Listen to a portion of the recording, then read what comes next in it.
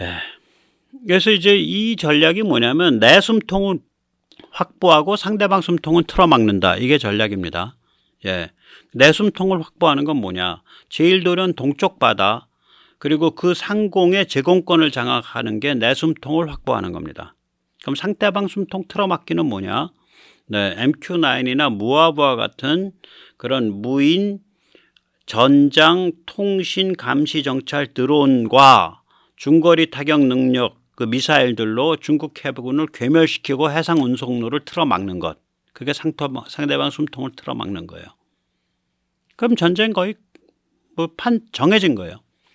우크라이나가 지금 고생하고 있죠. 그래도 다행히 뭐 한 이틀 전에 토크마크 등 그 랜드 브리지, 그러니까 도네츠크에서부터 그 아조프 해안을 따라 가지고 크리미아까지 연결이 되는 그 강남 헤르손 해가지고 크리미아 연결되는 그 벨트, 그 랜드 브리지 육상 벨트의 보급로의 핵심 포인트에 거의 다 접근해 가고 있어요. 지금 돌파했다는 거 아니에요, 지뢰밭을.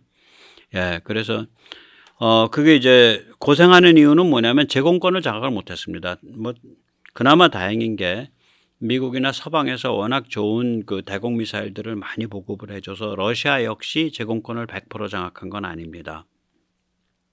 근데 제공권을 장악을 못하니까 그 지역에 들어가서 마음대로 폭격을 못하죠.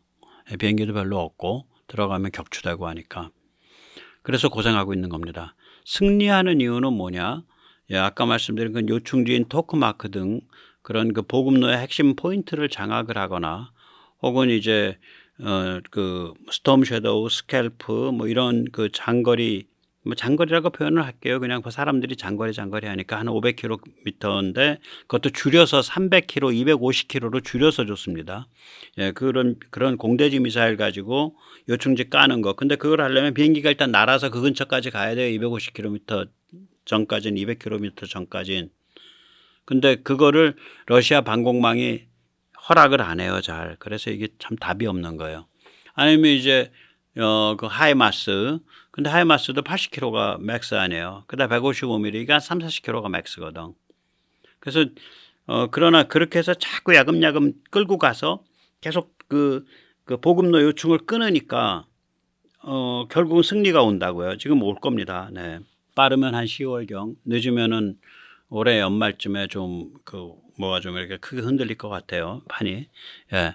그래서 이제 결국은 이 전략이라는 게 모두 내 숨통은 확보하고 상대방 숨통은 틀어막는 건데, 예, 아시다시피 이제 봤지만은 그 제1도련 동쪽의 바다와 그 바다 위에 상공에 관한 제공권을 확보한 상태에서 이런 MQ9이나 그 다음에 무하브 같은 드론을 가지고 띄워가지고 상대방 타겟을 식별하고, 그것도 중국 해안에 몰려있는 타겟들, 해군 타겟들 이런 거 식별하고 그거를 중탄응으로 그냥 조지고, 그 다음에 더 들어가서 중국 해안 상공에 들어가서 또 타겟 식별하고 조지고 이러고 밀고 들어가는 거예요, 이게 어떤 거랑 비슷하냐면 태평양 전쟁에서요. 1942년 8월에 과달카날, 이게 솔로몬 제도에 있는 그 지역 이름이죠. 과달카날 전투에서부터 1945년 4월 오키나와 상륙까지 거의 3년 가까운 시기에 미국의 전술 역시 이 원리입니다. 요즘 비교하면 이게 위성 혹은 지금 이게 아까 말씀드린 MQ9 혹은 무하브 같은 드론에 해당하는 건데, 그때 미국만이 레이더를 갖고 있었거든요. 레이더를 독점하고 있는 거예요, 눈을. 그러니까 우리를 지금 해석하면 위성이나 말하자면 드론을 독점하고 있는 거지. 그 조건을 활용해서 비행장 확보하고 거기서 비행기 떠가지고 옆에서 폭격하고, 그 다음에 옆에서 완전히 고립시켜 놓고 힘 빼고, 그 다음에 들어가서 이제 토벌하고, 이런 방법이에요. 근데 이제 일본이 워낙 일본군이 극악하게 저항을 해서 그 토벌이 참 피비린 나는 토벌이죠. 그래서 섬을 하나씩 수복해 갔다고요. 3년 동안. 그래서 이걸 아일랜드 호핑이라 그랬습니다. 섬과 섬을 건너뛰기. 그런데 이 처음에 확보한 비행장이 과달카날에 있는 핸더슨 비행장이에요. 그래서 이 과달카날 해전이 피비린 내놨어요. 그 첫 비행장을 확보하기 위한 해전도 상륙작전이었기 때문에. 자, 그건 40년대 얘기니까 지금으로부터 80년 전 얘기고요. 지금은 어떤 상태냐? 80년 지나서 서태평양에 미국은 이미 천지사방에 UBCSR 그러니까 무인 이런 드론, 통신 감시정찰 드론, 무인 통신 감시정찰 드론, 통신 감시정찰 드론을 띄울 수 있는 비행장, 또 중거리 타격을 가할 수 있는 미사일, 이게 미사일 장소 이걸 천지사방에 다 확보하고 있죠. 뭐 필리핀만 해도 9군데 확보하고 있는데 일본 다 확보하고 있고 괌 확보하고 있고 이제 로널드 레이건호 항공모함 베트남 방문 가끔 하잖아요. 베트남도 조금 있으면 이거 내릴 수 있어요. 뭐 해볼 도리가 없는 거지. 해볼 도리가 없는 거예요, 이거는.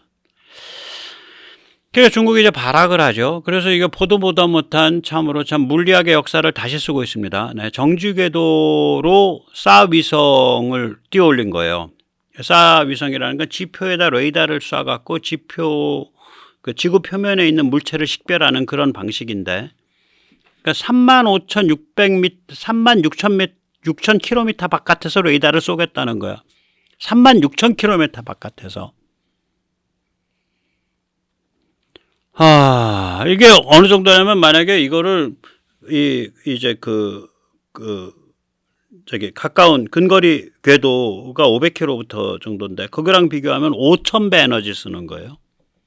해상도를 맞춰내려면 그렇게 쓸 수가 없죠. 원자로 안 들고 올라갔으니까 못 쓰죠. 그리고 이게 어떤 지금 컨셉이냐면 얘들이 어떤 컨셉이냐, 항모인지 아닌지 뭔지 모르겠지만 처음에 초기에 저 위치에 있는 게 항모야 그럼 뭔가 흐뭇그레하게 뭉개져 나온 거야. 요거 항모야 찍어놓고 걔가 다니는 거 따라다니는 거예요. 그럼 항모 위치가 언제인지 항상 어디에 있는지 항상 나오겠죠. 그걸 가지고 극초음속 미사일을 유도해 가지고 극초음속 탄도미사일 둥펑 GF인가 뭔가 있잖아요. DFGF.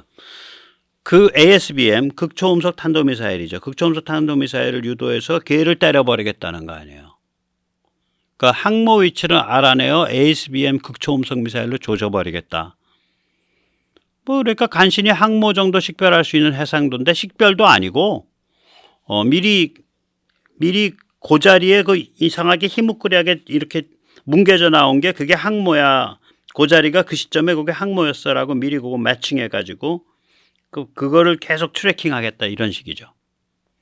문제는 뭐냐면 항모가 의외로 이 둥펑 극초음속 미사일을 피하거나 속이거나 요격할 수도 있어요, 이거. 왜 그러냐면 이 초음속 미사일들이 이 플라즈마에 의해서 레이더 기능들이 좀 시원치 않습니다. 워낙 고열로 들어오기 때문에 대기권을. 그러니까 레이더가 잘 작동을 안 해요. 그러니까 마지막에 위성에서 받고도 자기가 뭔가를 자기가 조절을 해야 될 거 아니에요.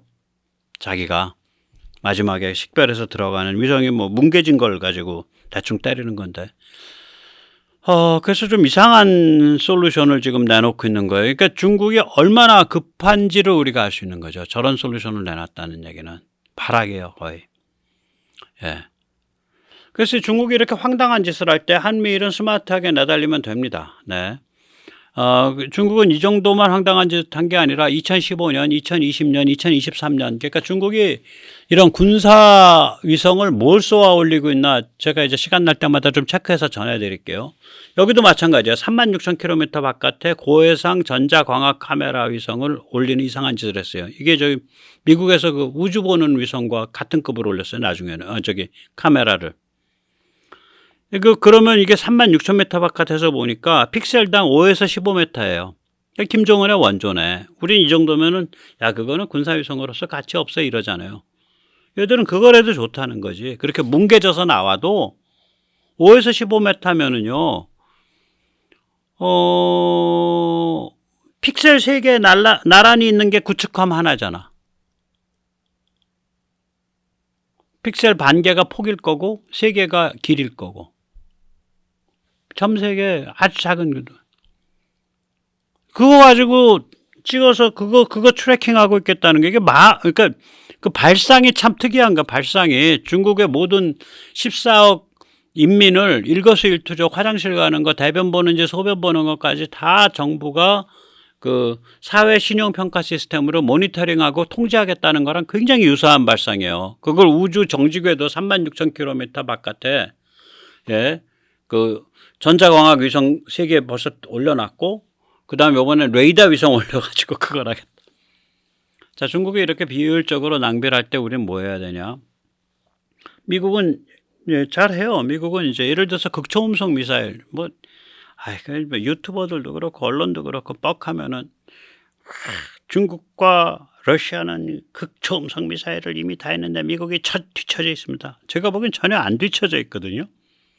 지금 미국이 작년 올해 초 계속해서 사실은 거의 세계 최초예요. 뭐 러시아가 했다고 주장하는데 러시아가 했다라고 주장하는 게 뭐 한둘인가. 공중발사 스크램젯 실험 계속 지금 성공하고 있습니다.